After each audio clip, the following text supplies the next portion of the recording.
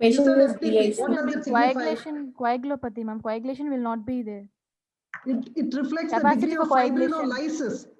Say fibrinolysis also becomes abnormal. The clots will be broken. Patient will continue to bleed. There will be microthrombi, and these microthrombi will cause ischemia in various organs, and that's how patient goes for end organ damage. So that means fibrinolysis also is activated when the FTP is very high. And D-dimer, I found, I didn't like it much, but it's a fragment of fibrinogen. What does that tell you? If that is high, that means the coagulation system is activated and patient is already in the process of DIC. It just tells you that she's in DIC, nothing more than that. So that wall clot simple test in the labor room has also lot of use to tell you to diagnose even before the lab reports come. Okay. So we have done the basic investigations to know her blood and platelets. You have done the coagulation profile. You are doing the renal function test. This patient, you are allowing her to progress in labor. How often will you assess? And Continuous continuously monitoring. monitor CTG. Yes. Continuous monitoring. CTG monitoring, ma'am. Patient should also be monitored continuously. We'll Then put what the happens? patient in. After 2 hours, there is sudden fall in the fetal heart. What will you do? We have to do per-vaginal examination. Yes. The patient has not gone in for active labor, then we have to do. What do you mean by active labor? We are thinking that she is progressing and suddenly the fetal heart comes down. You do a PV, you are correct. And if the head is low there, she may be in second stage, almost delivery. You can do an assisted delivery. Or there is not much of change in cervix as you expected, you have to rush and do a crash cesarean because already the distress has occurred. That is why abruptio placenta with the live baby, you have to think twice. It is not easy to decide whether you can give. I can't safely say I'll allow her for vaginal delivery. The factors against that, she's only 2 centimeter dilated. She's not in active labor yet. And the previous delivery was 10 years ago. So I'm not very confident that she'll progress fast in delivery. The only good factor is that fetus is in very good condition, mother is in good condition. We hope the ultrasound is normal, there is no retroplacental hematoma and the abruption is not progressing. We can give her time, but before taking that decision, I would sit with the patient party and counsel them and tell them everything. Only then, if they are willing, we can allow. Can we have Dr. Shesasai's opinion, please? Sir. There is a dip of FHR, then it's better to go for section immediately. Yes, that's what. What are the conditions where you will definitely do cesarean with a live baby? Madam, when a patient is not in labor. Poor bishops, fetal is not in labor. Patient not in labor, ma'am. And so if there is non-progress of labor, ma'am. Yes. Malpresentation, malposition. Tell me, what will you do? Suppose, let's say, patient comes with abruption, same case, by the time she reached to you, baby is dead. What will you do? Hello? Normal delivery. We'll do the investigations, ma'am. Confirm if she is not in coagulopathy, and then we'll allow her. If she's not in DIC, then we can allow her for normal vaginal delivery, ma'am. We can have to do resuscitation, do blood transfusion, and then we can allow her for vaginal delivery, ma'am. Now tell me, how do you monitor during that labor? If you have to monitor vitals of the patient.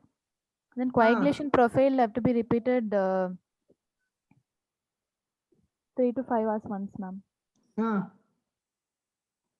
And labor, if the patient is not in, then we have to induce labor if the patient is not in. Urine other organs, ma'am. Urine output should be monitored, madam. Monitor the maternal vital signs, monitor for bleeding per vagina, monitor the fundal height also to see if it is rising. There may be concealed bleeding inside. Today we have ultrasound, we can do if we can see it. Most important, monitor the urine output. Minimum 30 ml per urine hour. Output of the patient. Suppose if the urine output comes down and there is not much of progress, then you can't wait till for 6 hours, 8 hours, nothing like that. If the urine output is coming down, that means she's going in for renal failure. And if renal problem occurs in abruption, what are the renal lesions seen? Acute renal tubular necrosis. Tubular necrosis and cortical Renal necrosis, tubular ma'am. necrosis. Acute renal necrosis is Renal reversible, tubular madam. necrosis. Tubular ma'am. necrosis is first, ma'am. It is reversible, and cortical necrosis is irreversible, ma'am. Yes, cortical necrosis, she may even require dialysis. So that is why we should not allow and go on waiting, saying that the baby is dead. So let me give her vaginal delivery at any cost. That is wrong. We can't do that. So as you are monitoring, if she requires, if a hemoglobin is low, she requires blood transfusion, arrange for blood or component therapy, monitor vital signs, monitor hourly urine output, repeat not only coagulation profile, I would repeat even the renal parameters after 2 to 3 hours, not even 3 to 5 hours. And then monitor whether patient is progressing in labor. How do you know patient is progressing in labor clinically? Assessing the Bishop score. ma'am. Per vaginal examination, there will be dilatation. Per vaginal examination. The Nanda Bishop will score. answer. Tell me. Per vaginal examination. Before per vaginal abdomen. To monitor for contraction. Difficult to make out the contractions, but you have to keep monitoring. You may be able to monitor. Second, fetal head Reassuring descent, because fetal 2/5 descent. palpable. Means within 1 or 2 hours, no head is palpable. That means it is gone in. Then per vaginal examination, if there is not much of descent and no cervical dilatation as expected, then don't wait for a long time. You'll have to go for cesarean. Suppose if patient is not responding to oxytocin and pitocin, what does it mean to you? As expected, she is not responding. What does it mean? Sirisha. Covalent uterus. Covalent uterus. Yes, you have to Covalent suspect uterus. covalent, but you can diagnose it only on table, Yes, ma'am. right? Now, suppose if she has responded well, she is in second stage. We are talking of a dead fetus, even for a live fetus, it is same. She is in second stage. How will you conduct her delivery? What precautions you are expected to take as she is delivering? What are you worried about? PPH. Yes, so how will you PPH, prevent that? ma'am. We should follow the So Active management of third third stage stage. of labor Third is stage. required. third stage of answer. And if the baby is alive, as in this case, and she's delivering, baby may be deeply asphyxiated. The pediatrician should be ready. So, though this case looks very favorable for vaginal delivery, I'll be wary because the previous delivery was 10 years ago. I'll monitor for some time. And if there is not much of progress and if the bleeding is continuing, I would have a low threshold for cesarean to deliver this live baby. Number one. Two, we don't know, the most often these babies have IUGR. That is why their birth asphyxia will be much more than normal baby. So baby is having two insults as it is having IUGR. IUGR and abruption are closely associated because both are placental pathology. Pathology may not have started now. It may have started right from the first trimester. See, in abruption, there are two types of abruptions. One where the pathology is in the placenta. Other one is that acute abruption, which may occur when you rupture the membrane in hydramnios, sudden delivery in Trauma, twins, pregnancy. and Eclampsia, trauma. trauma. Most often in the foreign countries, they think of road accidents. Motor vehicle accident is a big cause for abruption. Okay, so those are acute, but these are all chronic things. So it's a placental disease, and that is why placental ischemia, all that, so many theories are there. So it is a compromised fetus. So if there is an associated IUGR, you have to watch very carefully. If everything is normal and you explain to the patient, I'm allowing you vaginal delivery, I hope it progresses well, but these problems can occur. So with the patient's consent, you must give vaginal delivery. Otherwise, it's safer to do cesarean for any abruption, especially when she is very early in labor, because I can't vouch that she's going to progress well. Now, maybe I'll watch for some time, and if she's progressing rapidly as in any other abruption, well and good, but baby can come out asphyxiated. Remember that. So active management of third stage is very important to prevent PPH. So now patient has delivered. What will you do? You will go off. We'll do active management of third stage of We labor. have done. ma'am. We have given that oxytocin. Continue that oxytocin drip for the next 4 to 6 hours to maintain the uterus in a contracted state. What We'll else? avoid methogen in this case, ma'am. Huh? We'll avoid methogen in this case since our BP was high. Okay. And when the placenta comes out, please look at the retroplacental clot. clot. How much is the clot? Huh? To see, because you may have to give her more blood transfusion. What else? See that the uterus is well contracted. Atonic is more important than the coagulation problem for her bleeding. Okay. Now she is already delivered. Let's say it is a massive abruption. How do you classify abruption now? Do we go so much for the grades? Yes, grades are there. Mild, moderate, and severe. There is Grade no 1, grade 2, moderate grade in between. grade There are 2. only two now. One is severe abruption, the other one is mild. Mild is your case, with no fetal bleeding, compromise as maybe of with- now. But if the neonate is born asphyxiated and all that, and neonatal complications are there, it becomes severe. Severe is abruption with maternal complication more than one or more, or fetal or neonatal complication. All the others are classified as mild. A mild can become severe. Okay, so now let's say patient has delivered, you gave a transfusion, baby dead anyway. I'm talking of the severe variety. This case, hope the baby was alive and she progressed well. What is the prognosis? I don't know. Anyway, if the baby is dead, what will you do? Postnatal period. Or most often when it goes for coagulation failure, baby is always dead.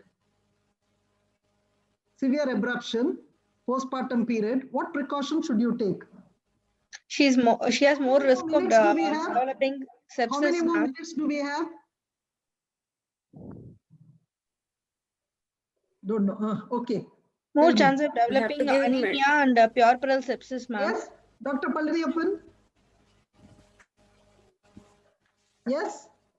We'll repeat the investigations, ma'am. CBC, and we have to check the HP and But transfuse. it's always better to keep her very close to the labor room or in a HDU unit for the next 24 to 48 hours.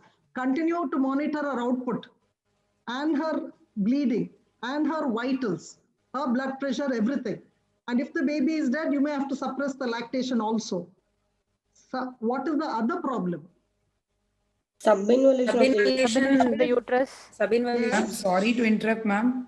Yes. How One many more minute minutes? for the session. One more minute is up. Okay, okay. They are more prone for cortical venous thrombosis. So if she had severe dehydration, give her good fluids, ambulate, and giving, once all the coagulation parameters are normal, you can even give her heparin. It is not wrong. I've seen 2 cases of cortical venous thrombosis following abruption.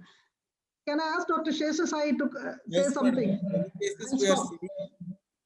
Dr. There can- Sheshasai, give your opinion, please. Many cases we are seeing with hemiparesis. And Yes, some cases sudden death also we are seeing yes, on 7th day or 10th day. yes. So because of dehydration, hyperconcentration, puerperal infection, sepsis, and nowadays we are not allowing for PPH with SR cannula. We are preventing the PPH. For 24 hours on observation with SR cannula, we are keeping. First 10 minutes at the time of delivery, after placental delivery. Then after 10 minutes, again 10 minutes. After 1 hour, 10 minutes. Then after second day, we are removing the SR cannula. So 100% we are preventing blood loss with the SR cannula in case of such cases. I know that's a very good practical point. We are But doing please, regularly. I know, please remember all these thromboembolism problems are there. And abruption patients are more prone for cardiovascular events later in life. It doesn't stop with their delivery. In the age of 40, 50, they are more prone for heart attacks and other problems. This is all basic vascular problems. They are more prone for.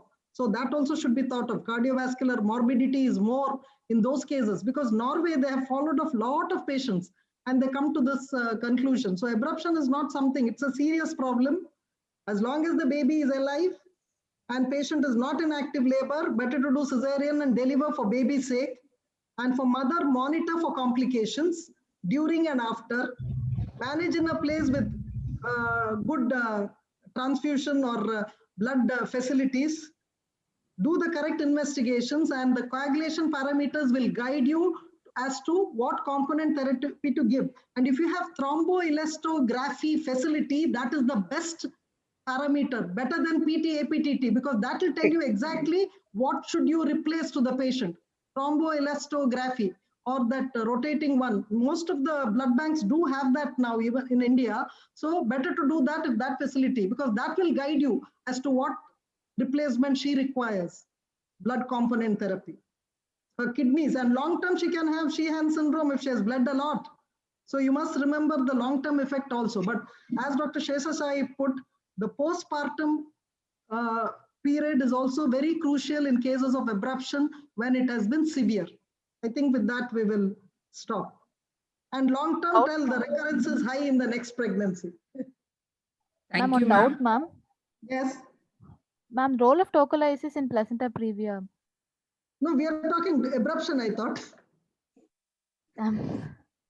Placenta Huh? previa, role of tocolysis in placenta previa, ma'am. That is Quite another controversy. We'll ask Dr. Shesasai what he wants to say. It's quite controversial, but placenta previa with bleeding we may plan, but not with abruption. Never.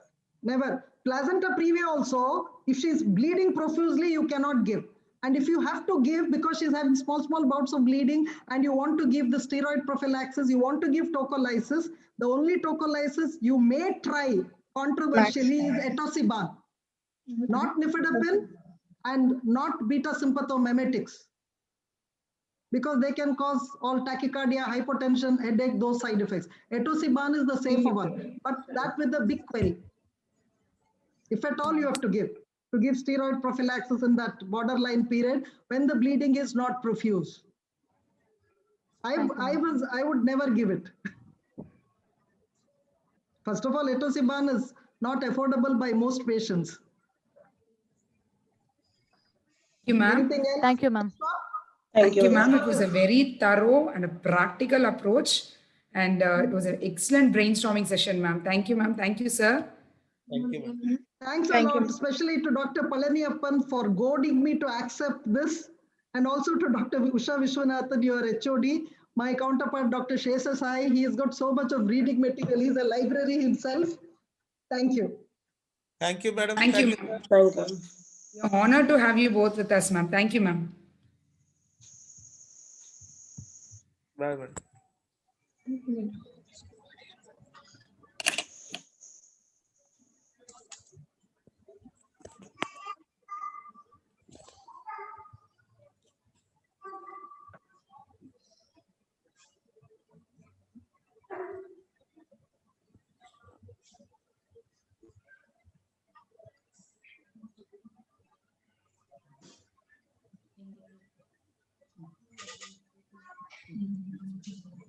Good afternoon, everybody.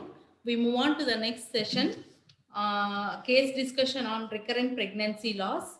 To chair the session, we have with us Dr. Seetha Panikar ma'am. Madam is a professor and unit head in PhD Institute of Medical Science, Coimbatore, and Madam has lots of publications, and she was the past president of Kovai OG Society and member of Institutional Ethics and Infection Control, and she had a best, she awarded as a best teacher award by the Tamil Nadu Dr. MGR Medical University. And we also welcome you, ma'am, for the session. We also have with us Dr. Megha Krishnakumari, ma'am. She's a professor in Apollo IMSR Hyderabad. She's a senior consultant. She's a governing president of Obstetric and Gynecology Society of Hyderabad. She's a vice president of Telangana Congress of Obstetrician and Gynecologists. Both Seetha ma'am and Megha Krishnakumari ma'am has taken their time from the busy schedule. Thank you, ma'am. Thank you for participating. And the four people. So good evening, everybody. So Good evening, ma'am. Okay. Thank you, Dr. Palaniappan and entire organizing team of OG Quest for inviting us to be part of this program. Good evening, Krishnakumari ma'am. Good evening, Dr. Seetha. It's nice seeing you. I think I'm meeting you for the first time. Nice seeing you. At the outset, I would like to thank Palaniappan and all the team OG Quest for inviting us to be with you all today. And I think it's definitely a pleasure seeing you all doing such very useful work. All the best for you. Can we start? I have the PGs logged in. Saranya, Yes, ma'am. Dr. Tanvi, Dr. Anurisha, and Dr. Deepika. so recurrent pregnancy loss is a very challenging problem, both for the obstetrician and the patient. Okay. So Saranya, start sharing.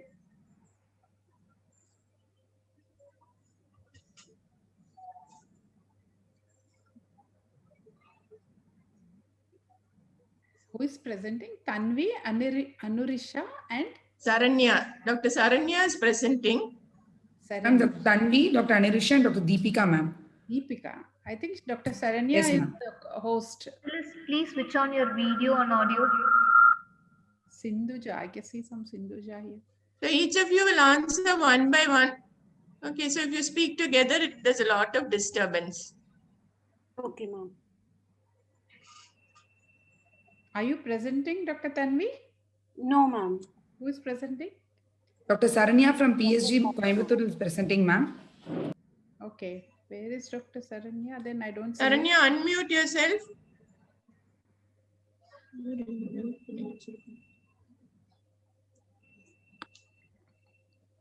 I'm not seeing her name on the list.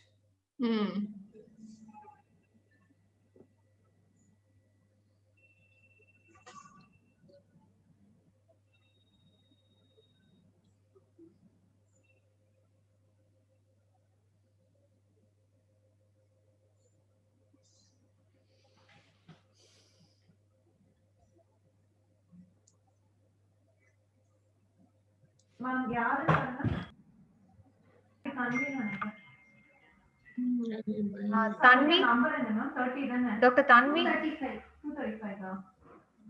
Yes, ma'am. Do you have the backup presentation? Can you start it? I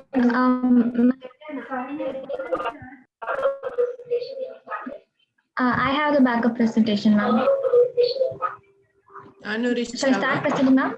Ma'am, just give us 2 minutes, ma'am.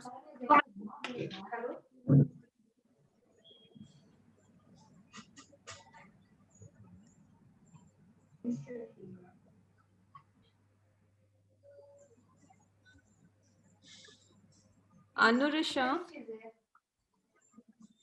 are you? I'll start presenting, ma'am.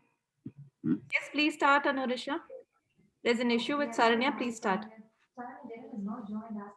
She's joined.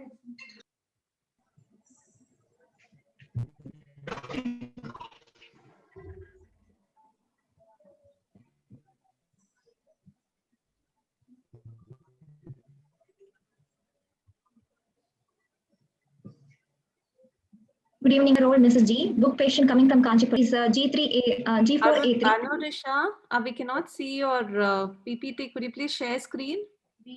Okay. Yeah, tell me, Dr. Samesh. 1 second, ma'am. Select screen. Did you open your presentation? Yeah.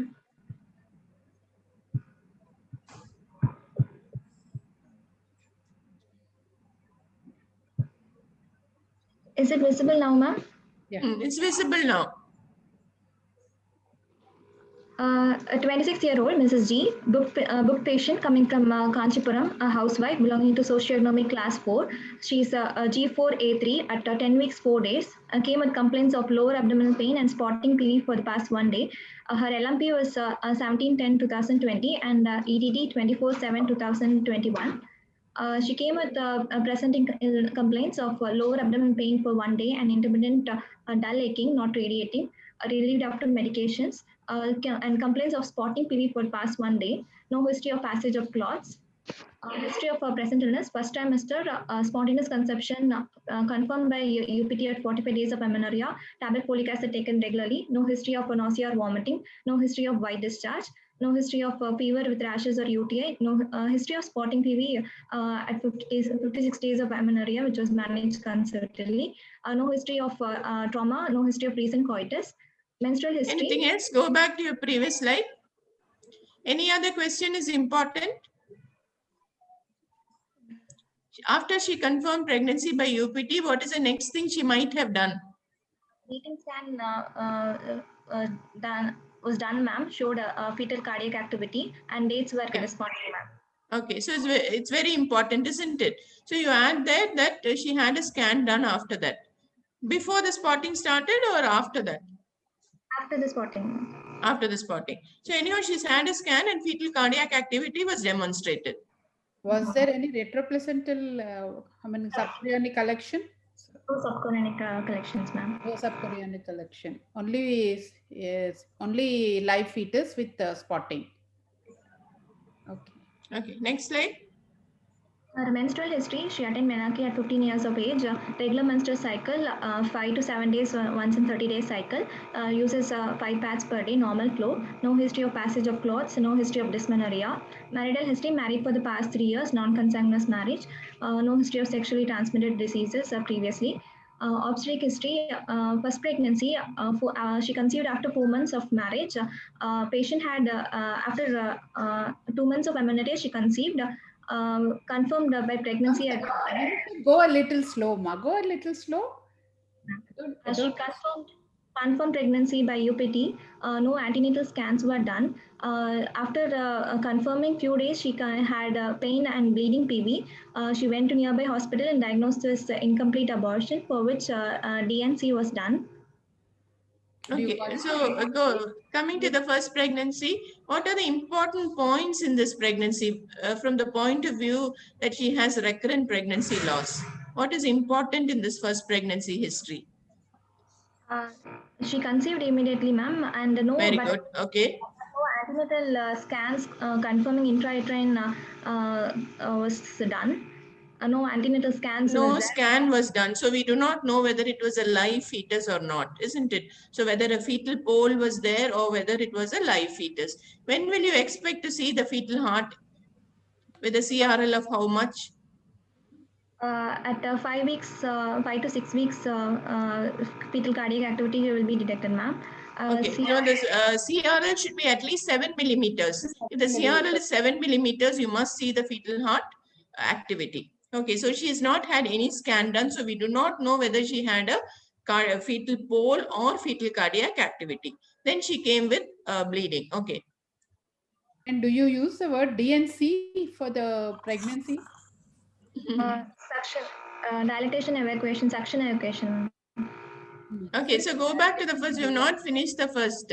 So anyhow, it was a confirmed pregnancy. That is important, isn't it? Sometimes just a delayed period might have been mistaken as a pregnancy for the by the patient. Now this was a certified pregnancy because she went to a hospital and the products of conception were removed, isn't it? So to call it a pregnancy, either there must be an ultrasound or a confirmation of the products of pregnancy or by histopathological examination. Was medical treatment tried for her? Why was evacuation done straight away? She had bleeding and she was taken for dilatation curettage directly. Medical was not tried. No, that's what. So what, profuse bleeding or what? Generally bleeding means it's still possible to try some medical methods, isn't it? Why is it important to avoid any instrumentation? To prevent future incompetence and Asherman syndrome complications of Okay, so instrumentation can also lead to further pregnancy loss, isn't it?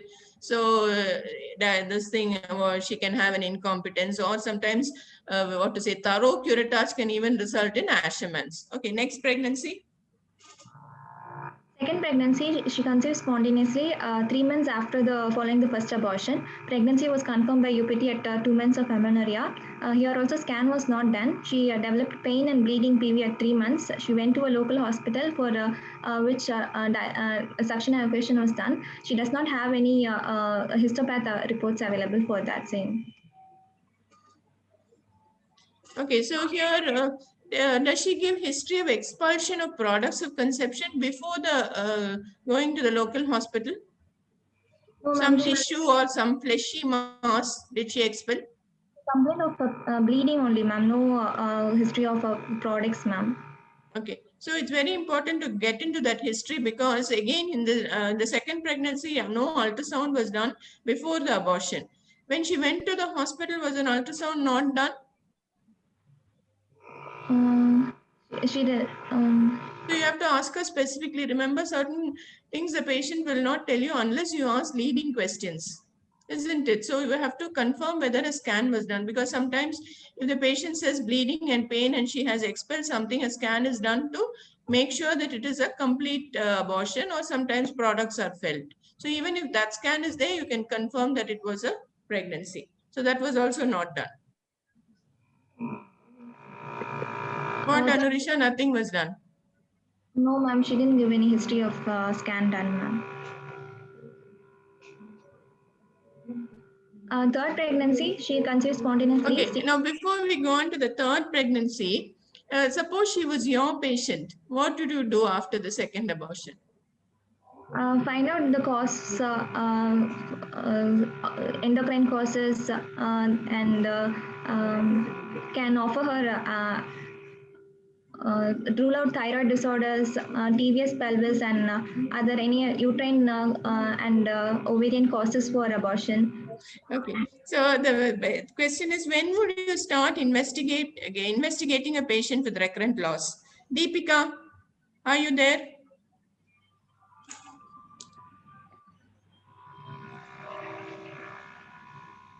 Tanmay. Ma'am, after 2 pregnancy losses, we would start investigating her. However, if she's above 35 years of age, we would start investigating her sooner. Okay, so generally now, I think yes, after 1, would you? Would you do it after 1? Do you call it recurrent pregnancy loss then? No, ma'am. Then what is your definition of recurrent pregnancy loss? Ma'am, 2 or more losses. Initially, it was 3 or more, but the ESHRE guidelines now say if it's 2 or more losses before spontaneous abortions before 10 weeks of gestation. Okay, so even the RCOG still Before says 10 3 weeks. losses. Is it before 10 weeks? No, ma'am, before period of viability, 24 weeks. Before the period of viability. So RCOG still says 3 losses, but I think in clinical practice, if there are 2 losses, you will start investigating. And are there some patients where you will investigate after 1 loss? See, this patient had a spontaneous abortion at 8 weeks, isn't it? So will you investigate this patient after 1 loss? Madam asked you. No. What, Anurisha, would you investigate her after 1 loss? What is the age of the patient?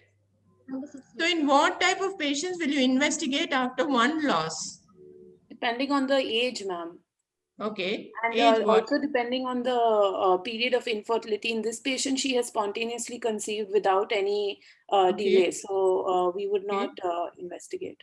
Does it also depend upon the gestational age of the loss? More than 10 weeks, according, it comes under the criteria of APLA, ma'am. So we can. Okay, what about a loss at 16 weeks?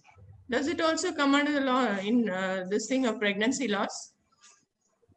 So suppose a patient had a loss at 16 weeks, the first one. Yes, ma'am. Yes, ma'am. Okay, so it could be because of either cervical insufficiency or anatomical causes. Anatomical causes.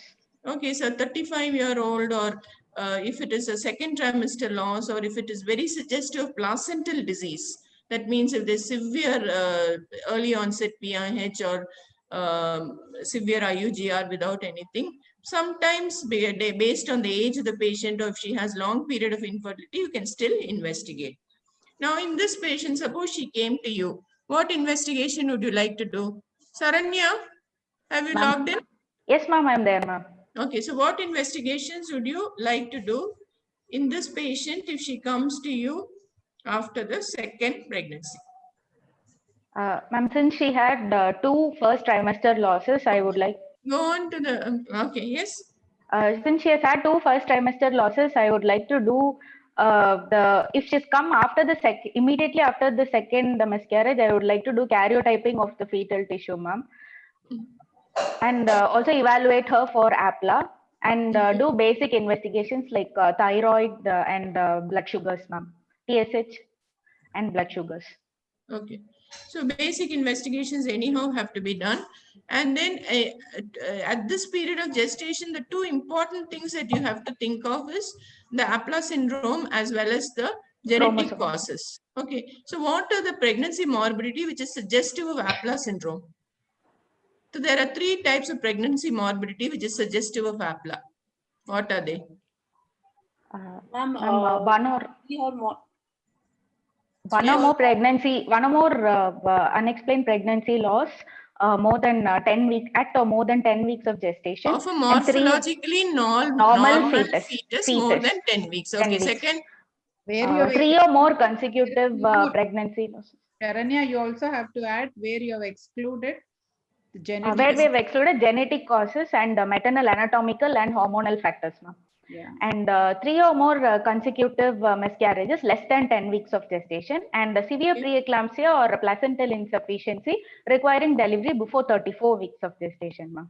Okay, so these 3 are the 3 types of pregnancy morbidity we will strongly suspect APLA syndrome. Now it is worthwhile to investigate because it's one condition which can be treated, isn't it? And once you start the treatment, there is a good outcome. Almost 70 to 80% live birth rate is there once you have diagnosed and treated APLA syndrome.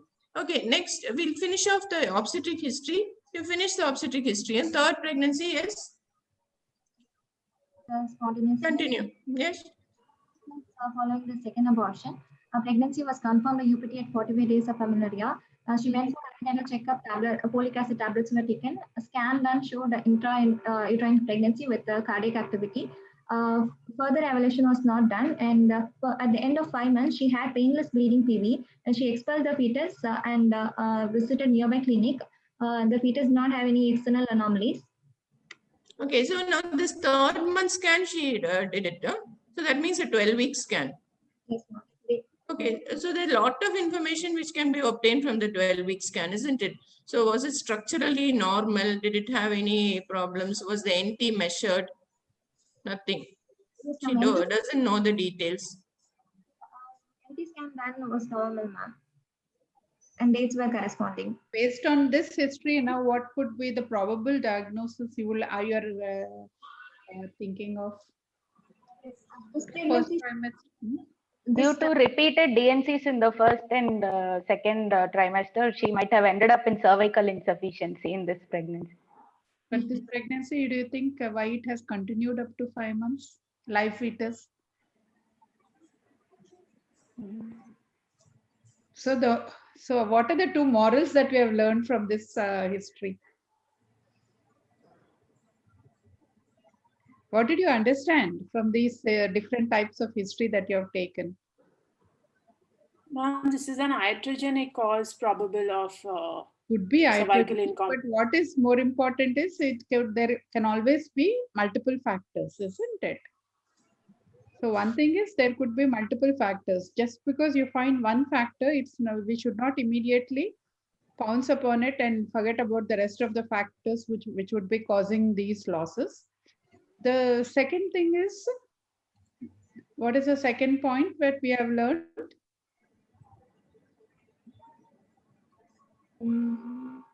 So 2 early pregnancy losses, although we think in terms of genetic issues being the dominant, so it means that there can still be a good chance for a future pregnancy, which can happen because she went up to 5 months, isn't it? So there are 2 things we have learned from your case. Okay, please continue. Past medical history, she's not a known case of diabetes, hypertension, renal diseases, autoimmune anemia, no history of anemia, heart disease, epilepsy, or thyroid disorders in the past, no history of a previous history of thrombosis or treatment for tuberculosis. Past surgical history, previous 2 DNCs was done. Other than that, no surgical histories.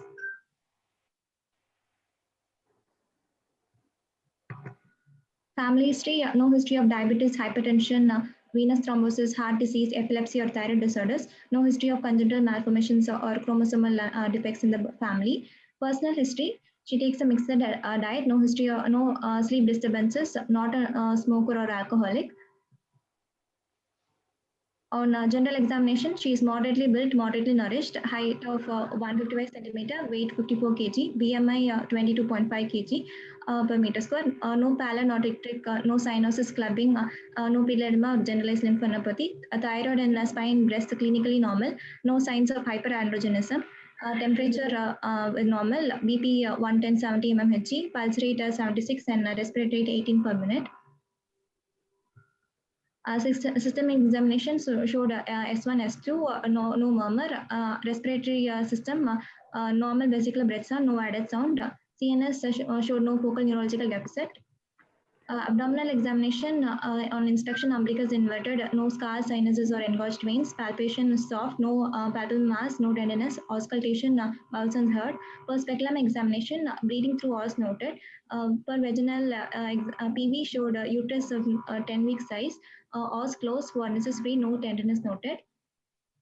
On summary, 26-year-old unbooked case. She's a G4A3, 10 weeks, 4 days of gestation, admitted with complaints of lower abdominal pain and bleeding PV, suggested of threatened abortion, admitted for further evaluation and management. So before we actually manage this pregnancy, let's go back and see, suppose she was coming to you for each of the pregnancies. What investigation would you have done after the second loss?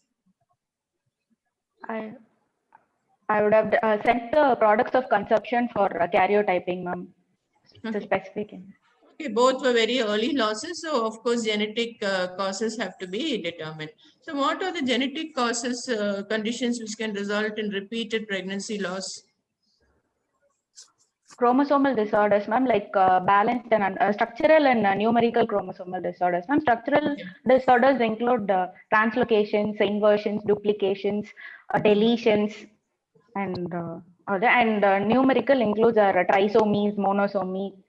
Okay. So actually, chromosomal, that is chromosomal trisomies are one of the commonest causes of repeated losses. So it can be polyploidy or chromosomal numerical abnormalities. Plus, you also have structural abnormalities like translocations, deletions, duplications, and so on. So what do products of conception tell you? So what will you do with the products of conception? How will you send it for chromosomal study?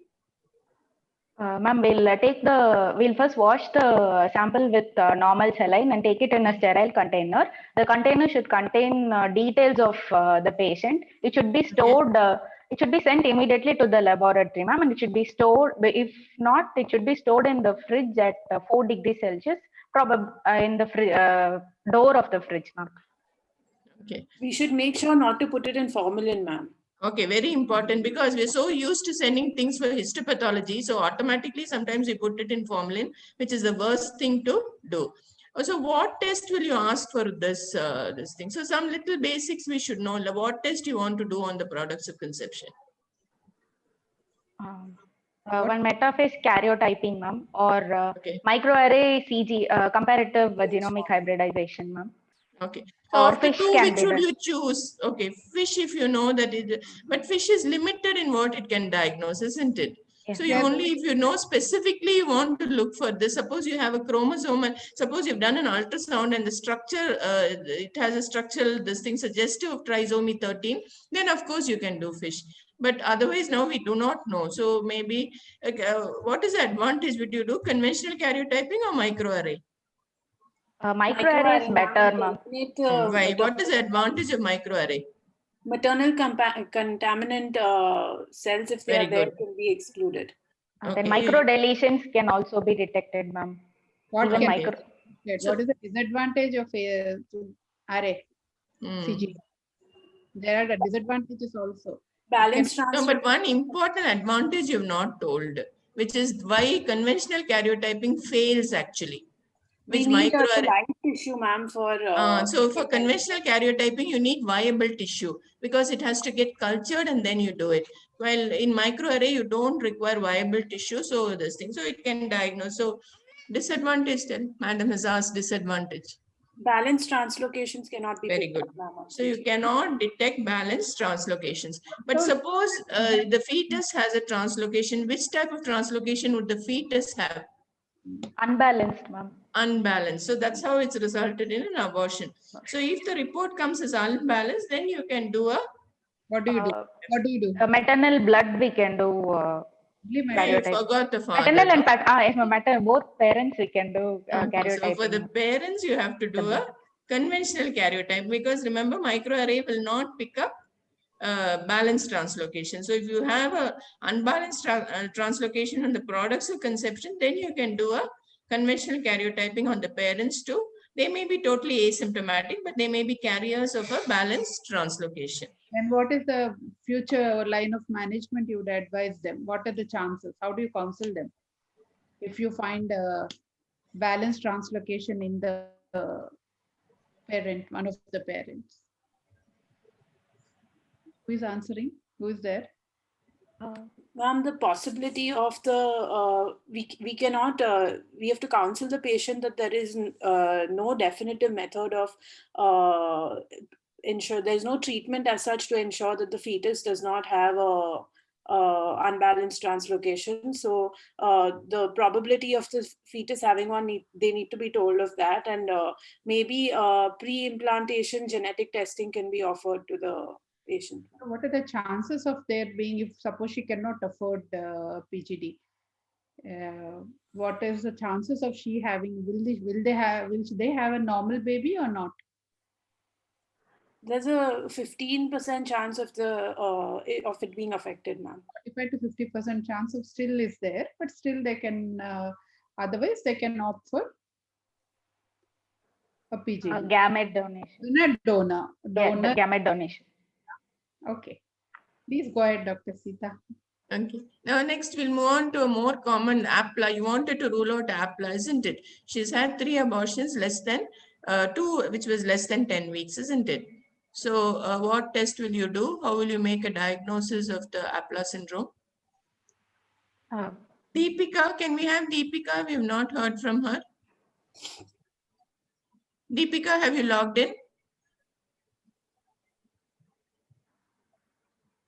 Okay, Anurisha has left. Yes, ma'am. By a clinical history and Okay. diagnosis, by clinical history, there is 2 or more spontaneous abortion less than 10 weeks. That we've already said. Okay, so we have said obstetric factors. Yes, something else? History of criteria. Non-obstetric would be 1 or more confirmed episode of arterial or venous thrombosis, ma'am. Or small vessel thrombosis. So you should have vascular criteria plus you should have obstetric criteria. So this comes under clinical. The next criteria to diagnose will be laboratory criteria. Laboratory. So what test will you do? So elevation of anti-cardiolipin antibodies or beta-2 glycoprotein or presence of lupus anticoagulant. Okay, so these are the 3 antibodies which are currently recommended. Although there are other antibodies like phosphatidylserine and so on, these are the ones which are clinically significant and these are what are recommended. So to make the diagnosis, you should have at least one clinical criteria and one lab criteria. What are the other clinical features which should make you suspect an APLA syndrome? Ma'am, if the fetus is having, if the patient is having preeclampsia or baby is a FGR baby. Okay, so that we've already said under obstetric criteria, isn't it? So loss of less than 34 weeks because of placental disease. That means severe FGR, early onset PIH, all comes under placental pathology. Any other thing? If it's secondary APLA, ma'am, then she may have an underlying known case of SLE. SLE, she may be a known case of SLE. Okay, early, that is stroke, early stroke, or sometimes hemolytic anemia or thrombocytopenia, or sometimes a false positive serological test for syphilis. Because we routinely actually now still do VDRL, isn't it? So these patients have a false positive serological test for syphilis. So in those patients also you can test for the APLA antibodies. What is catastrophic APS? It is a severe form of rapidly progressive thromboembolic disease affecting at least 3 or more organs, ma'am. The pregnancy outcome is very poor and is treated with IV immunoglobulins, corticosteroids, and a high dose of anticoagulants. Okay, so that is rare, but it's something that you must keep in mind. Can we finish the investigations before we discuss management? What other investigations would you like to do? So we have said genetic studies. We have looked for APLA syndrome. Any other investigations? Ultrasound. Thyroid. Ultrasound. By ultrasound? What? To rule out any uterine anomalies. Okay, so anatomical factors are another important thing that we will look for. Plus, they also are successfully treated, because in many cases we can't do this thing. So these are, what are the anatomical factors you look for? Uterine anomalies, then? Septate uterus, any congenital uterine anomalies like Mullerian anomalies. Okay. Then anomalies? Anything else you want to see in the uterus? Any adhesions, presence of any adhesions. And patient is 35 years old. It's complicating pregnancies. Little louder. Fibroids complicating, ma'am. Okay. Fibroids, especially submucous fibroids, pregnancy may get implanted on the fibroid. So the important anatomical this thing will be septate uterus, which is the commonest anomaly which is associated with pregnancy loss. Okay. How do you diagnose septate uterus? By which modality would you like to identify the uterine anomalies? By 3D ultrasound, ma'am. Ideally. 3D ultrasound. And root? Root by hysteroscopic map. By transvaginal ultrasound, ma'am. 3D transvaginal ultrasound. The best. But then everybody 3D is difficult, isn't it? So other options? We can do MRI, ma'am. It will help us to differentiate between biconvate uterus, and we can also do HSG, ma'am. But HSG won't help us differentiate between biconvate and septate, ma'am. Yeah. So that's a disadvantage of HSG. You do not know the outside contour of the uterus by do. So then other option is your hysterolab, where you can see the contour and this. So these are the options available, and the best would be definitely 3D. You can also do a saline infusion sonography, especially if suspecting a submucous fibroid. So we can very clearly delineate the fibroid. It has the advantage that it is non-invasive. And it is also, you can identify the patency of the tubes if at all you want to look for it. Yeah. Other investigations. Okay, so the three major conditions which are associated, we have looked at genetic causes, Apla syndrome, and anatomical abnormalities. Okay, so these are the three accepted causes. So what other investigations would you like to do? Ma'am, endocrine causes okay. function test. So endocrine causes, one of you tell me the endocrine investigations you would like to do. TSH, ma'am, and if TSH is more than 2.5, we can go for thyroid peroxidase antibodies, ma'am. Okay. And I like to do fasting and postprandial blood sugars and prolactin levels, ma'am. And for everybody, you do prolactin levels? Not for everyone. Signs of hyperprolactinemia. So what menstrual history will be suggestive of hyperprolactinemia? Ovulatory dysfunction and ovulatory cycles, ma'am. Menstrual history. Ovulatory dysfunction is not menstrual. What menstrual history is suggestive of? Oligo or amenorrhea. Oligo or amenorrhea. So if it is clinically indicated, you do the test. Okay. Anything else? Any other investigation you want to do? What about the role of infections in RPL? Do we do any investigations for infections? Ma'am, silent chlamydia infection or chronic endometritis is, they say it causes, but okay. So currently, it's not proven. So these are investigations which can be done if you have not found any other cause. So chlamydia is the one infection which can be associated with first trimester loss. And sometimes chronic infection can be this thing. So all the other investigations are not very relevant. So sometimes bacterial vaginosis, chlamydia, and then chronic endometritis you can look for. Okay. Ma'am, would you like to add something? The infections, yeah, the infections, other infections like tuberculosis in our country, mycoplasma, ureaplasma, but these are all not easily detectable by, but it's only just by suspicion or by giving empirical management. So what are the next investigations would you like to do? What is subclinical hypothyroidism? Ma'am, an elevated TSH level with a normal FT4 level. More than 2.5 with a normal FT4 level. That is subclinical. If there is, let's say, 6 or 7 TSH, what would you like to do? Like to do a free T3, T4, ma'am, Okay, for the patient. Next. Then if a free T3, T4 are normal, we can start her on L-Troxin, ma'am, and repeat TSH every 6 weeks and alter the dose thereafter. What would you like? Is it, I mean, when you're starting treatment, would you like to look for the TPO antibodies? Anti-TPO antibodies. Yes, ma'am. Yeah. If it is, yes, ma'am. TPO antibodies are negative, then when do you start? If TSH is immediate. 2.5. If TSH is more than 2.5 or 3, whatever, depending on the trimester, and if it is like we already said, it's around 6 or 7. Then if the TPO is positive, would you start or not? If the TPO is negative, would you start or not? If TPO is negative, we must start her, ma'am, at least on 50 mics of L-Troxin. If TPO is negative? No, ma'am, the upper limit of TSH can go up to 5 if it's... So upper limit of the lab value. Reference lab you're sent to. And if your TPO is negative, what does it mean? And if it is positive, what is the difference?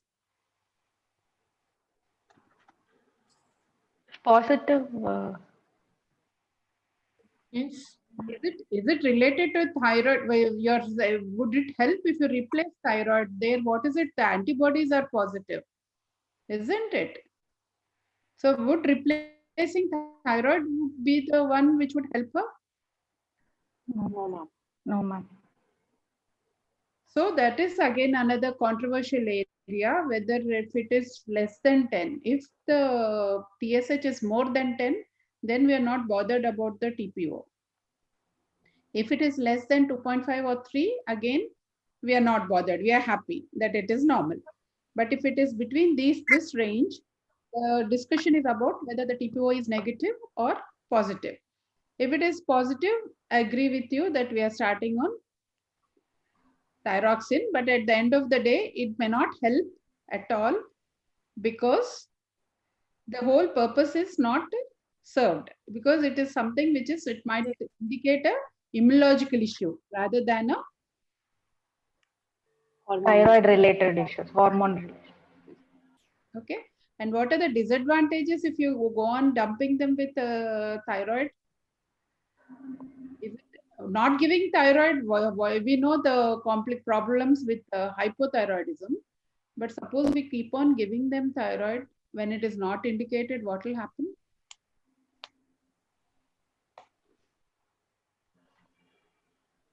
We could precipitate a thyroid storm.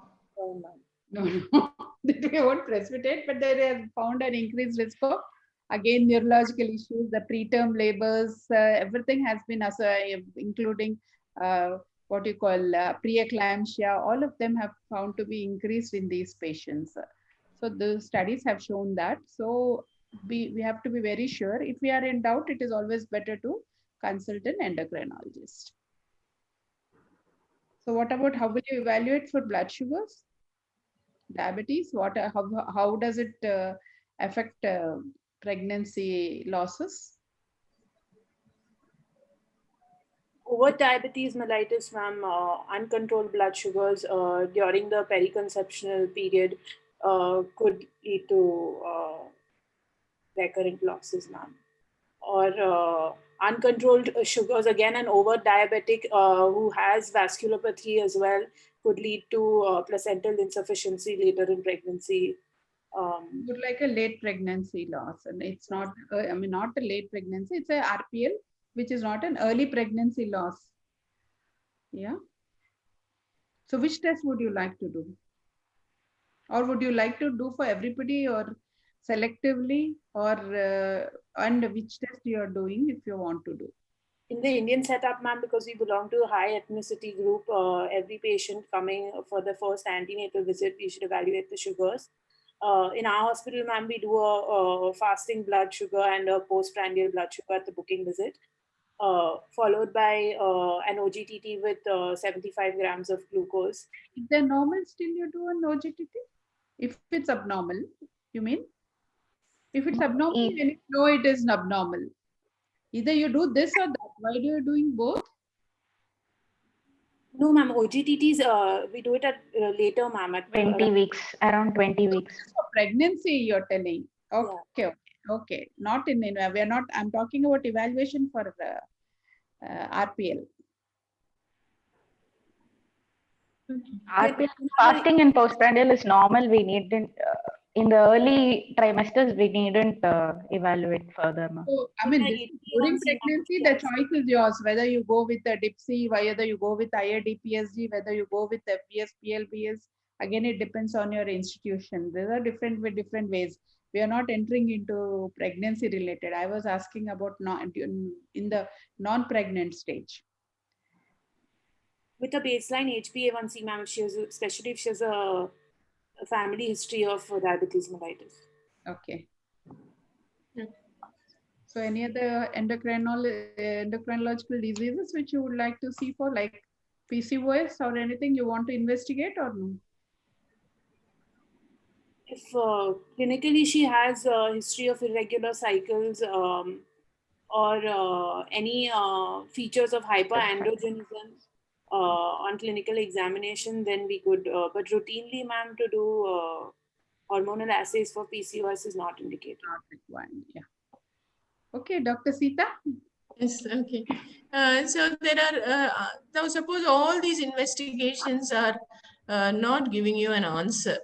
What will you do? So APLA is negative, genetic studies are normal. So what will you do? What are the chances of everything coming negative?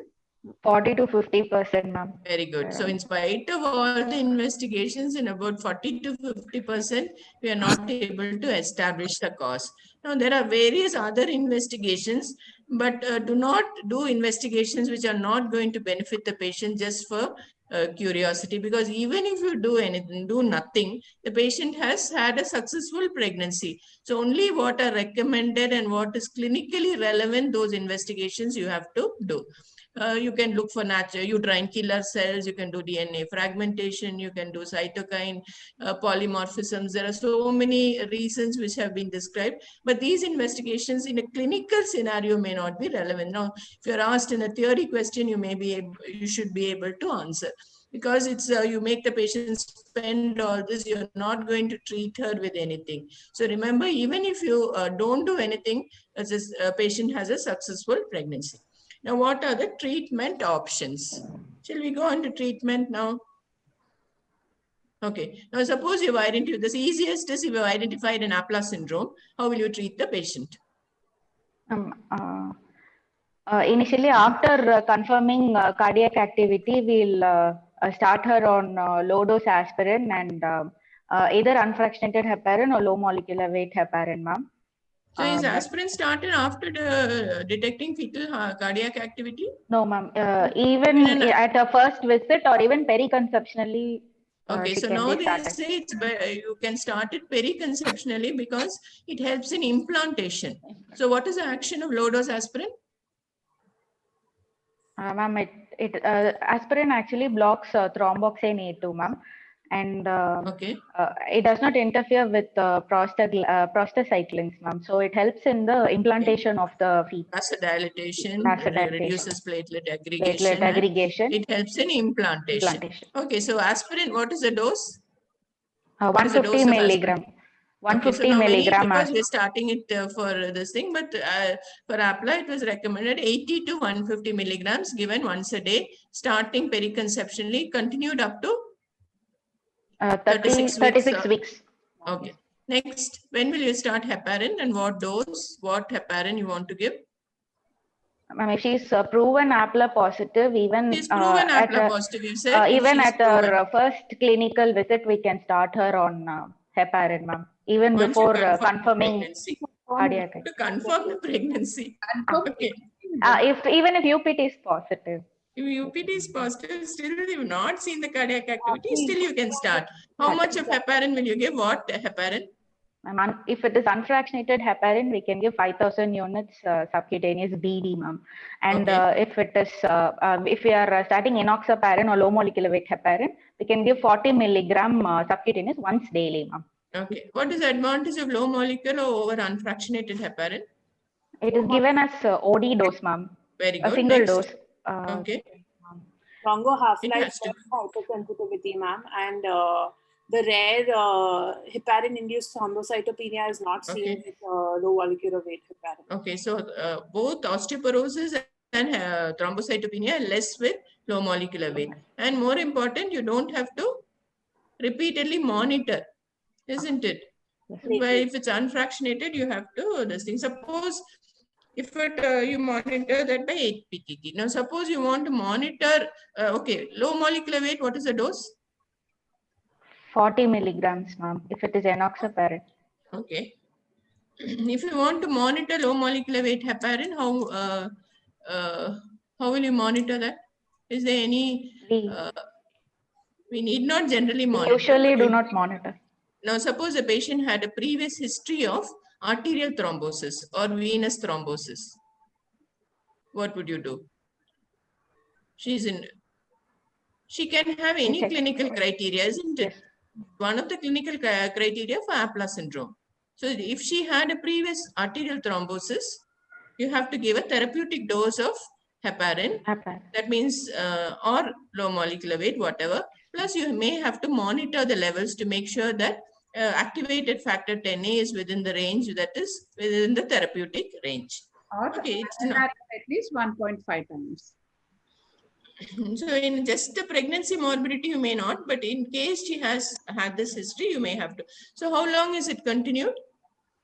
Up to 6 weeks postpartum, ma'am. Okay. You won't do, how will you cover the delivery period? You continue irrespective. Ma'am, if it is unfractionated heparin, we have to stop 24 hours prior to prior induction. 12 hours prior. 10 to 12. Apparently stop 6 hours prior. Okay. If it's normal, you can actually stop it only 6 hours before anticipated delivery. And then if it is normal delivery, you can restart it. When will you restart it? After a normal delivery, after a cesarean? Normal delivery 6 hours and cesarean after 12 hours. And you continue it because for at least 6 weeks postpartum. If the patient, because that the postpartum period is a period of high risk for thrombosis. Now, if she's had a previous arterial thrombosis, it's actually lifelong anticoagulation with oral acetrom you can give her. Okay. Now, how will you monitor this pregnancy? It's the Aplha syndrome you have diagnosed. Is pregnancy going to be uneventful?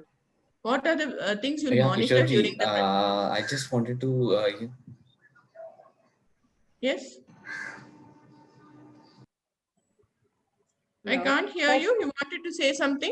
No, please carry on. Continue, please. How much time we have left? How will you monitor the pregnancy? Ma'am, 10 more minutes, ma'am. Okay, fine. For the session. Okay. How will you monitor the pregnancy? We have to do regular scans, ma'am. At least once in 4 weeks, we have to do scans. Look for if the baby is developing FGR. Okay. And we must do a baseline RFT, ma'am, if required, and to see if she's developing preeclampsia, urine PCR. Baseline RFT. No, ma'am, we look for signs of insufficiency, ma'am, in the 3rd trimester.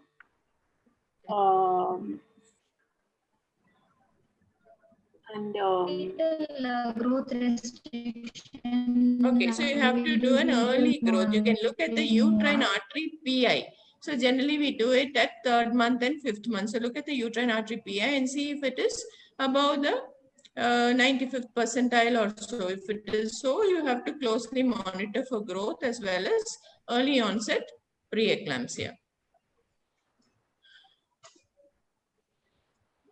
Ma'am, anything more about Aplha?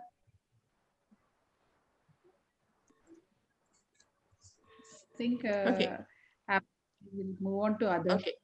Okay, so anatomical defects. The other, so Ampla syndrome is one of the things which can be easily diagnosed. Easily diagnosed now, if you look for it, you can make the diagnosis. Plus, the treatment is very rewarding. So once you start aspirin and heparin, about 70 to 80% of patients will go on to have a delivery after 34 weeks of gestation. Now, the other one, which is really rewarding to treat, is uterine anatomical causes. Okay, so the two anatomical causes that we can, this thing is a septate. If you find a septum, especially if it's a complete septum, what will you do? We can do a hysteroscopic resection of the septum.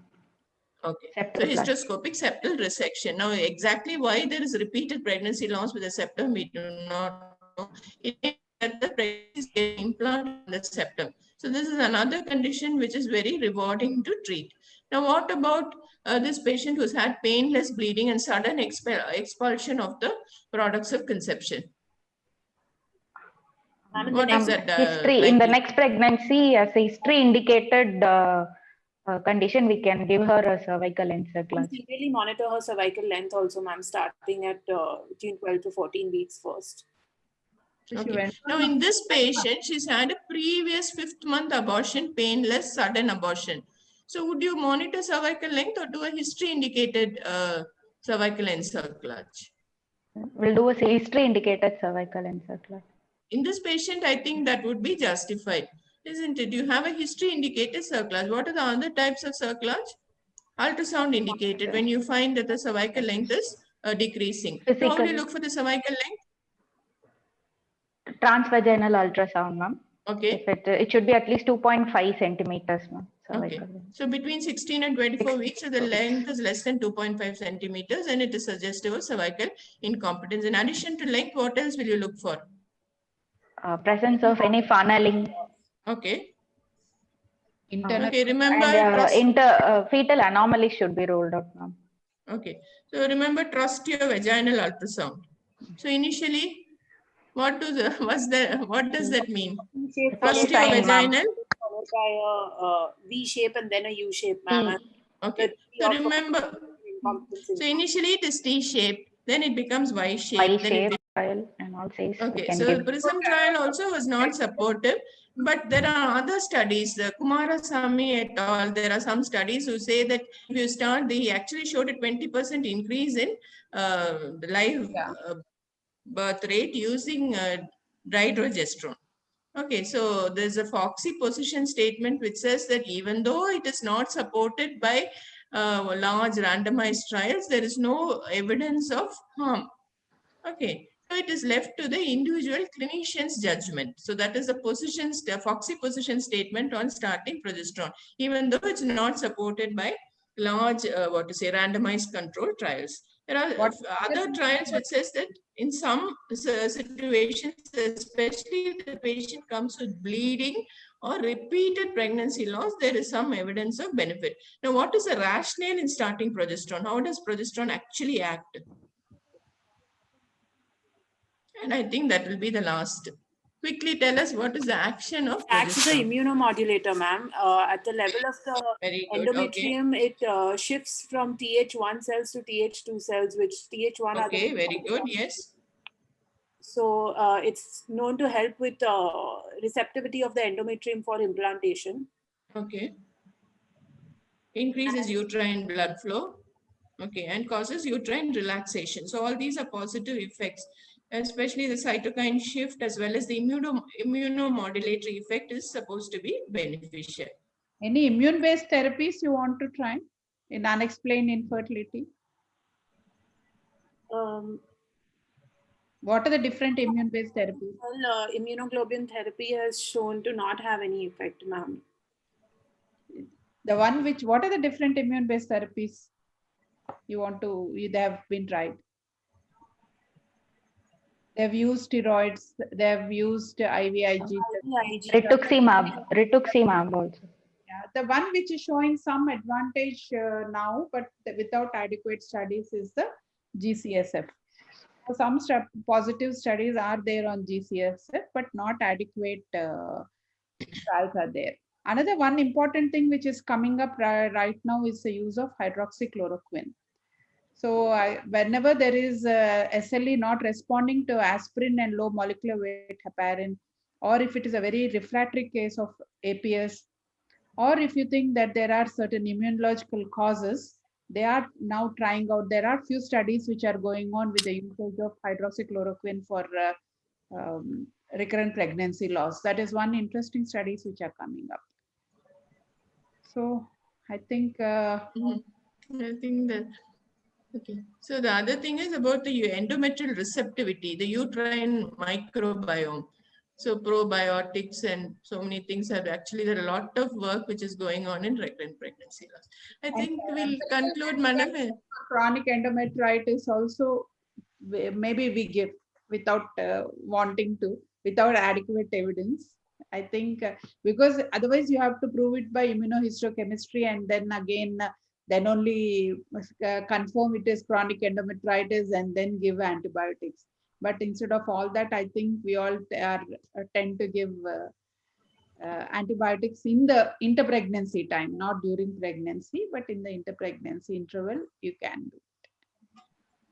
And another important thing is the BMI of the patient. See, when you're examining this patient, you have to be sure of the BMI and see if she's very underweight or if she's really overweight. Hasn't shown to be having a high what you call increased risk, but the obesity has definitely shown to have increased incidence of associated pregnancy losses.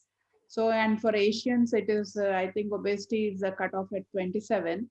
So it's very important that you take care of the BMI of the patient. And of course, lifestyle management of both the partners, whether it is a female or male, whether it is smoking, alcohol, or caffeine drinking, overdoing exercises. Or it's not that they should not do exercise, but people who are into intense exercises. These are all the things that you will, and the type of foods, the poisoning, taking care of their micronutrients. All these things have to be taken care of when you are counseling a patient with unexplained infertility. Because most of the times, yes, in spite of them, just talking to them alone will not help. They always expect us to do something magical. So, and vitamin D, one more thing is the vitamin D. Although the studies are, studies are not, I mean, very favorable regarding the need for vitamin D in RPL. Still, anyway, we are used to giving vitamin D in pregnancy as a routine protocol, and I think that is enough without having to test for vitamin D. These are the few things which I recollected while you were talking. Anything else? I don't know. Okay, thank you, Saranya, Tanvi, and Anurisha for your active participation. So I think thank you, Sita ma'am. Thank you, Sita ma'am. Thank you, Krishna Kumari ma'am, for the simplifying the complex topic, ma'am. Thank you very much. Thank you, the panelists. Thank you. Thank you. Thank you, ma'am. Thank you, ma'am. Bye. Thank you, Dr. Sita. Nice meeting you. Bye.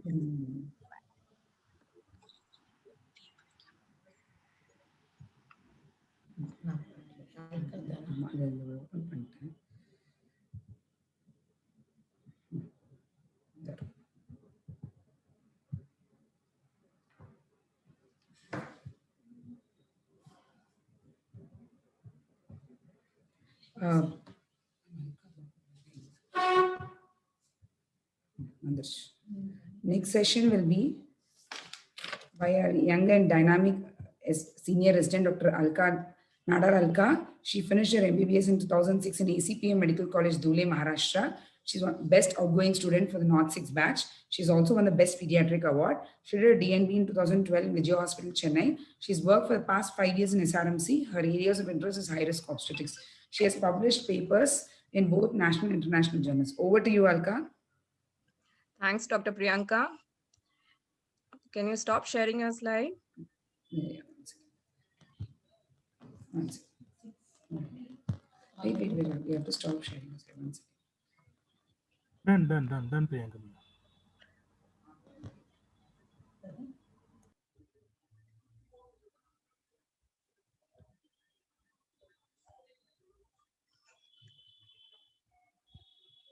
All right, without wasting any more further time, so this is the last session for the day. I'm Dr. Alka, and I'll be bringing to you barrier and intrauterine contraceptive device.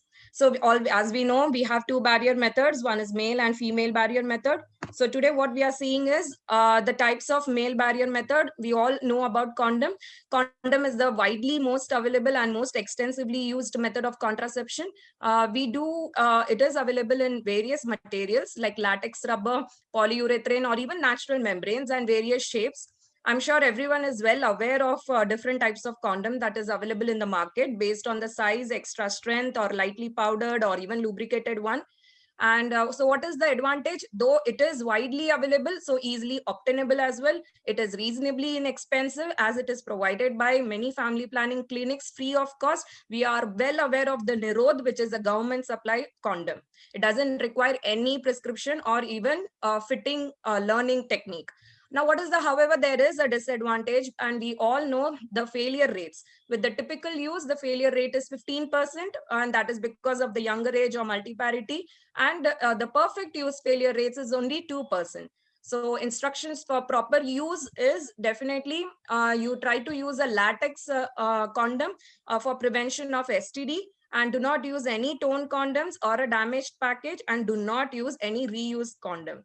So apart from male condom, which is extensively available and well known, we also have a female barrier method, which is not very popular, but we should be all well aware of it. So female condom is a female controlled dual protection. That means a protection against STD as well as pregnancy. As we can see, this female condom is actually bigger in size than the male condom. The material is polyurethane one. It has two flexible ring, inner and the external ring. Inner ring is the closed one, as it will be closed in relation to the cervix. External is the open one, which is outside the vagina. The majority of female condoms are available well pre-lubricated. So how to use it?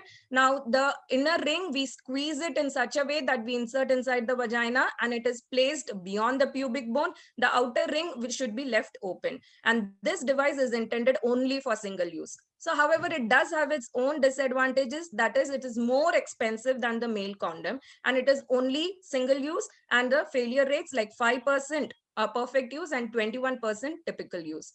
Beyond female condom, we also have female diaphragm. Now, as the image you can see, it will be well applied on the cervix and it will even cover the fornix.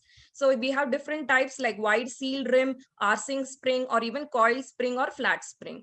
Now, depending on various size, it is available. Proper diaphragm size should be the one which snugly fits inside the posterior vaginal fornix and the retropubic recess. Now, most important is digital palpation of the cervix must be felt by the patient to know whether it is properly placed or not.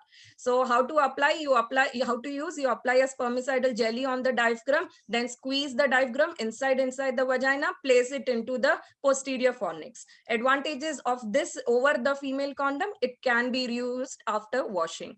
Cervical cap is nothing but similar to female diaphragm only, but obviously it is smaller in size and it will only cover the cervix. So it has various types, like you can see Pentif one, which almost looks the same as Vimule cap. Only difference is the Pentif one is made up of rubber and this Vimule is made up of latex. Then we have a Dumas. Dumas is also made up of silicone, and then the latest one is the Fem cap. Now you can see a Fem cap is actually a highly elastic silicone rubber. It looks like a sailor hat. It has a dome, rim, and a brim.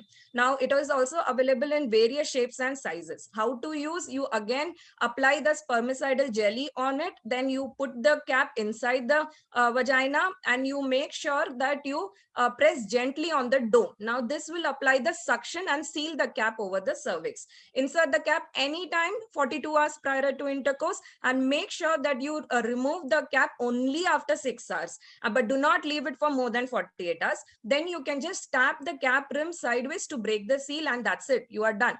Now, we also have another thing called as Leah's shield, which almost looks like a diaphragm and the cervical cap. It serves the same purpose as a cervical cap. Should be used with the spermicidal jelly. So who can use such barrier contraceptive? The ones female control desired, or the ones other methods like systemic and IUDs are contraindicated. And who should not use? There is an absolute contraindication for barrier method, and those are psychological, mental, or physical inability to use it correctly, or any history of recurrent cystitis or vaginoplasty has been done and rigid vaginal walls. Relative contraindications, however, is dyspareunia. Effectiveness again depends on how properly you use it, and the perfect use is 6%, typical use is 16%. However, this barrier method is the patients are more prone for UTI, and protection from HPV virus is very effective if the diaphragm is used. Vaginal sponge, as we all know, it is available in the form of brand name Today. It is our oldest mechanical intravaginal device. So it's the same way you insert it hours before a sexual encounter, and the user may engage in repeated coitus without need for any additional preparation. However, make sure sponge does not help in preventing STD. Effectiveness, again, the perfect use is 9%, typical use is 16%. So if you would have seen among all these effectiveness, the male condom only still has the lesser failure rate in comparison to female condom. However, female barrier methods are all for dual protection. Now, vaginal contraceptive inserts are also available in the form of films or suppository. They are newly coming in the market, which can be used, but they do not protect against HIV, gonorrhea, or chlamydia. Who needs this barrier contraceptive? The ones who cannot take any other forms of contraception, who wants a reversible contraceptive method, who wants an interim method of contraception until they can go and decide for the other method, or who is lactating and in the puerperium period, or who is engaged in infrequent episodes of intercourse, or who has high risk of sexually transmitted infection. As you should remember, no other contraception will help in preventing the sexually transmitted disease. Now, after knowing our barrier method, it's time that we know about intrauterine contraceptive device. We know about copper T and levonorgestrel IUD. So now there are different types of copper T which is available, but which are recently still there in the market is copper T 380A. We know the duration is for 10 years of usage. Then we have Nova T 380, which is also available and for 5 years of use. Now, multi-load copper 375 is for 5 years, and multi-load copper 250 is for 3 years. Now, we have frameless IUD like Gynifix 330, which is also for 5 years, and Gynifix 200, which is for 3 years. This is newly available in the market and can be used. Among the levonorgestrel IUD, we have Mirena, which can be used for 5 years, and also Emily, which is available in India, and that is also used for 5 years. Mechanism of action, copper T helps in inhibiting the fertilization because of toxic effect of copper ions. Thereby, it prevents the implantation and also causes a local inflammatory reaction in endometrium. Levonorgestrel, it decreases the sperm permeability and transport, and thereby prevents implantation, causes endometrial atrophy and thickening of the cervical mucus. Efficacy of failure rate for copper T, perfect use, it is 0.6% only, and for typical use, it is only 0.8%. Levonorgestrel, it is 0.9%, and when used for 3 years. So who cannot use? MEC4, WHO, pregnancy, puerperal sepsis, gestational trophoblastic disease, pelvic tuberculosis, or cervical cancer, or endometrial cancer, uterine fibroids, current pelvic inflammatory disease. Non-contraceptive benefit, I'm sure everybody knows, and it is provided by levonorgestrel in cases of heavy menstrual bleeding or dysmenorrhea or endometrial protection. Side effects are also there with IUCD, and these are abnormal bleeding, which can be controlled by tranexamic acid, perforation, which can be done by lab retrieval or spontaneous expulsion, or even infection, especially actinomyces like organism, and hormonal side effects or ectopic pregnancy. So insertion timing, which is very important. Routinely, you can ask the patient to come within 1 to 7 days of her menstrual cycle. And if other days, if she is coming, you can insert IUCD, but you ask her to take additional contraceptive for another 7 days. If she is coming post-abortion immediately, then either you can insert it immediately or within a week of abortion, or if delayed insertion, like 3 to 4 weeks, then ask her to take an additional method of contraception for 1 cycle. If she is coming postpartum, if normal vaginal delivery within 10 minutes of placental delivery, and if LSCS, then you insert it intraoperatively as soon as the placenta delivers. I'm sure everyone is well aware of the technique of insertion. It's a no-touch technique where you insert or load the IUCD without removing the plastic sheet itself. Then you insert the loaded copper T inside the uterus, and thereby you withdraw the solid white rod. Now, emergency contraception, IUCD has a benefit of using as an emergency contraception. As a failure rate is only 1 in 1,000. And it is the benefit is it can continue as an ongoing contraception or removed once the pregnancy has been excluded. And how the mechanism of action, it will prevent the blastocyst implantation 6 to 10 days after fertilization. There is no evidence that the levonorgestrel IUCD is as effective for emergency contraception, and so we do not recommend it. So what I want to tell about the recent advance, now among the male condom, that the normal male condom, apart from it, we have now newer ones like origami condom, which is only a folded condom and allowing for a looser fit and more movement, but definite a good protection. We also have a galactic cap, like it has a two-part. One is an adhesive base that sticks to the tip of the penis, and the cap that sticks to this base, and then it can be used during the intercourse. Hydrogel condom, which is just the material that has changed, and it is almost like a water-like material which is held together like a molecular chains. Among the female condom, the newer one is FC2. As we saw, the old female condom is made up of polyurethane. However, this is made up of nitrile, which is a latex-free material. But however, it has the same mechanism of action, same effectiveness.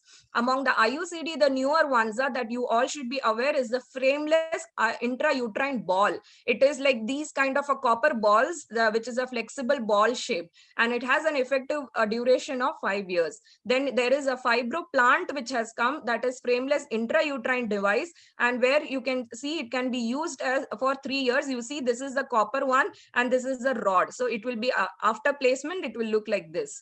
And Femilis is another short-sided arm. It is another copper T which is available, and it is for effective duration is for 5 years. So what about the future? Effective dual protection is only provided by the barrier method, so provides both contraception as well as protection against sexually transmitted disease. So it is definitely a focus of research and development. Ideally, new methods are all female controlled, easy to use, and accessible to a wide variety of population. Thank you so much.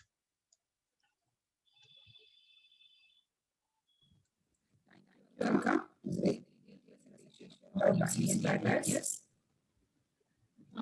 So we're going to end the session today. Labor meeting signing off. Thank you, Palani, for giving us this opportunity. Thank you, everybody.